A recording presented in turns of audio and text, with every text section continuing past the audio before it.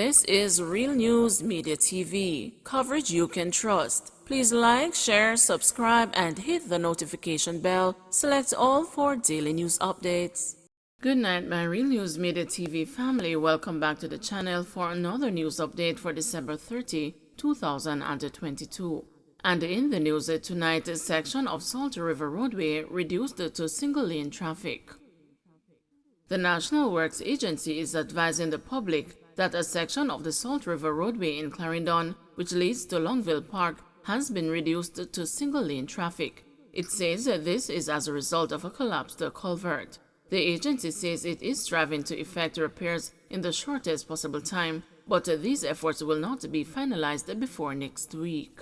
In the interim, motorists are being advised to exercise caution while traveling along this roadway as the area is unstable. File on woman killed in Spalding to be sent to DPP, says cops. A file is being prepared to be sent to the Office of the Director of Public Prosecutions in connection with last Friday's killing of a woman in Spalding, Manchester. Jardine Grant, 26, from Overroost District in Cobler, Manchester, was stabbed to death during a fight with another woman in the rural community. Grant had reportedly followed a friend to confront the woman, who was said to be in a relationship with a friend's lover. Police told the news that the file would be sent to the DPP so the office could provide guidance on the next step the authorities should take. The police did not give a timeline for when the file would be sent. It was reported that around 2:15 p.m., Grant and her friend confronted the accused woman, who is said to be a security guard, on Main Street in Spalding. Police reports indicated that Grant was armed with a knife and the friend with a piece of board. The police said during an ensuing fight, the board was used to hit the woman.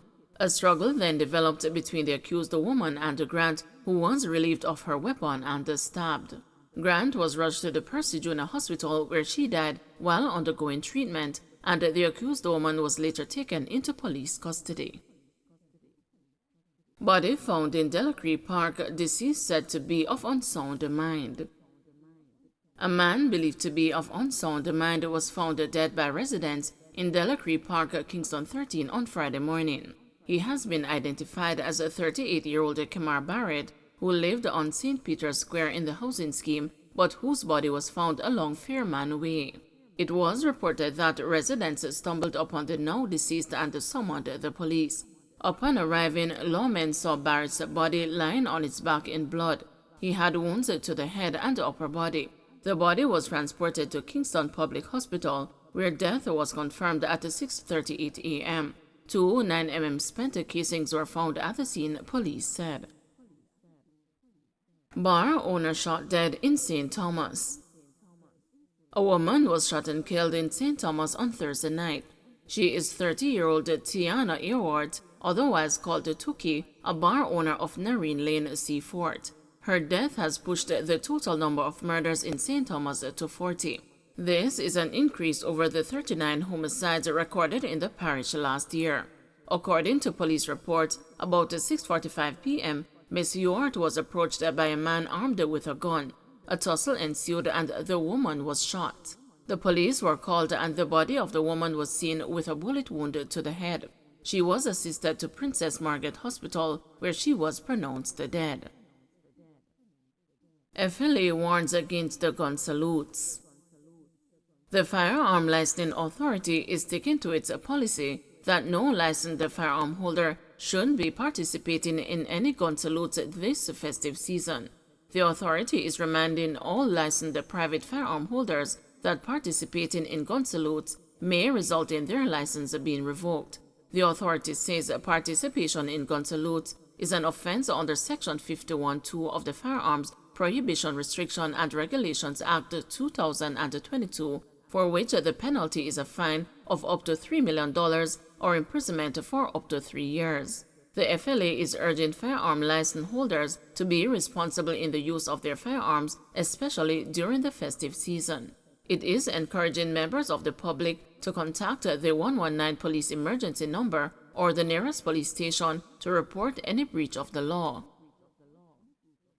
Re-imposition of SOEs not an abuse of power, says Chang. National Security Minister Dr. Harris Chang says that the reimposition of the states of emergency is not an abuse of power or a means of circumventing the involvement of the parliamentary opposition in the approval of an extension. Unlike the current opposition, which refuses to support an extension of the SOEs, Dr. Chang explained former opposition leader Dr. Peter Phillips would express his disapproval of the security measure but still give support for the extension of the SOEs because he accepted the responsibility of the execution to take action. He said the current reimposition every 2 weeks after an SOE ends is in keeping with the law and the necessary safeguards against abuse. I'm with the former leader of the opposition who expressed his own concern but gave the support because he accepted the responsibility of the executive to take action.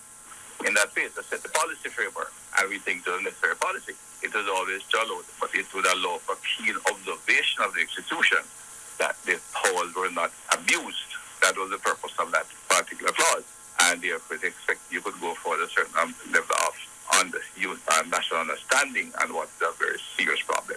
Right? And that's why I said it was, you set certain unwritten rules of what allows for the character and development of character of government. Our use of the state of public emergency as a protective shield is designed to protect the law-abiding citizens, restrict the lawless, and ensure that citizens over the festive season could enjoy a good time. Law-abiding citizens can rest assured that the net fishing practice of times past no longer applies to today's security operations. All the required measures have been put in place to prevent the violation of human rights while targeting, apprehending, and removing violence producers from these communities. Our officers rely on quality intelligence to carry out their operations. These states of public emergency are restoring a sense of normalcy for law-abiding citizens so they too can exercise their fundamental rights and enjoy it. The government's commitment is to protect the lives of all law-abiding citizens. The state of public emergency is a proven, effective tool for protecting Jamaican lives. Police seeking help to identify body of man. The Halfway Tree police are seeking the public's assistance in identifying the body of a man who was shot and killed along Old Hope Road in St. Andrew. The discovery was made on Saturday, October 15. The body is of dark complexion, slim build, about 5 feet 9 inches long, and believed to be in its mid-40s. The body was clad in a black V-neck t-shirt and navy blue shorts. The police are asking anyone with information that can assist in identifying the body to call the Halfway Tree police at 876-926-8184, Crime Stop at the 311-119 police emergency number, or the nearest police station. 477 people killed in road crashes. A day before the end of 2022, the Road Safety Unit is reporting that 477 people have been killed in fatal crashes. A breakdown of the figure reveals that motorcyclists and the pedestrians account for the highest number of fatalities. Some 141 motorcyclists and 104 pedestrians have died so far this year in crashes. Further statistics revealed that 84% of those who died were males and 16% females. The Road Safety Unit says excessive speed with no regards to road conditions is the main cause of fatalities. Last year, 487 road fatalities were recorded in Jamaica, which represents the highest number of road fatalities recorded in a single year. JP is told to work with the police to tackle crime. Justice Minister Delroy Chuck has issued another call for justices of the peace to work with the police to tackle crime in communities across Jamaica. The Justice Minister has urged each custos to assign JPs to a police station in their respective parishes. He said the JPs should be peacemakers and help to inform the police about criminal activity that they are made aware of. Justice of the peace is something which I'm urging you, as the custos has done, to be peacemakers. Not to go out there and do police work. Do not intermeddle. But you must be the ears and eyes and voice of your communities. Where you know of abuses, where you know of criminality, corruption, indiscipline, disorder, lawlessness, bring it to the attention of the police. You don't go and try to solve it. That's police work. But with your eyes and your ears, use your voice to report it to the police. So if you don't want to be an informer, tell the customers and the customers will tell it to the police. An illegal gun is not to protect anything. An illegal gun is to kill. That's why these hoodlums have it. It's not to protect anybody and protect any family. It is to kill. And I say to families right across Jamaica, and I urge you to bring it to their attention. If they know where guns are, just like where they know you will know abuses are taking place, report it to the police. The police needs that help. In truth, if we can get most of these guns off the streets, out of the neighborhoods of Jamaica, our murder rate would go down enormously. Because guns are responsible for close to 70% of the murders, not to mention the injuries they cause. Don't forget to like, share, subscribe, and hit the notification bell. Select all for daily news updates.